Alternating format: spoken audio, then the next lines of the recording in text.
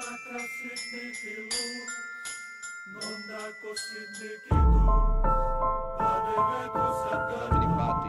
mga kaalaman ito ay aking pinagbuklod-buklod upang maging tulong sa mga taong nais na tahakin ang landas ng pag-iespiritual at upang manatili sa atin ang mga isinulat ng ating mga ninuno upang hindi ito mabaon sa limot. Akin pong ipinanalangin na sana ang magtataglay ng karunungan na ito ay may diwang makadiyos at makatao. Sana po ay gamitin po ninyo ang karunungan na ito sa kabutihan. Karunungan para manalo sa kahit na anong sugal.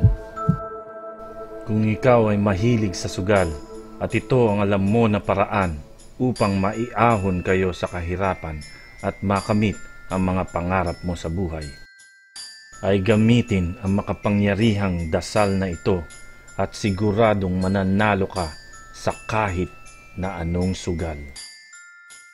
Paalala, ang karunungang ito ay para sa may mabuting budhi at intensyon. Hindi ka papapanalunin ng dasal na ito kung alam niya na sa pagkakamit mo ng malaking salapi ay sa ikasasama mo ang kahahantungan nito. Kailangan ng matinding pananalig at intensyon upang lumabas ang tunay na kapangyarihan ng mga salitang ito.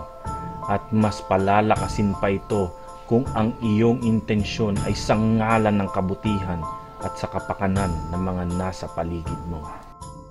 Para mapagana ang karunungang ito, ay usalin ng 12 beses kada araw ang orasyong ito ng 1 linggo o 7 araw.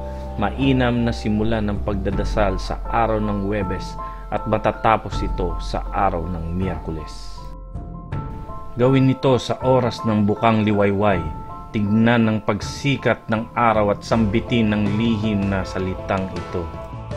Pagkatapos orasyonan ng 7 araw, ay maaari nang gamitin ito sa kahit na anong sugal. Banggitin ng sugat, Aquiel, Hurtapal, Dirdael, Barakel. Ibigay mo na ang maganda kong kapalaran. Sa paggamit nito ay uusalin ng orasyon ng 3 beses bago simulan ang pagsusugal. Gawin ng orasyon kada Huwebes upang di mawala ang bisa nito. Muling dasalin ng orasyon ng 12 beses kada Huwebes upang gumana ang karunungan ito. Muli, gawin ito sa oras ng bukang liwayway at titigan ng sikat ng araw, tsaka banggitin ng mga lihim na salita.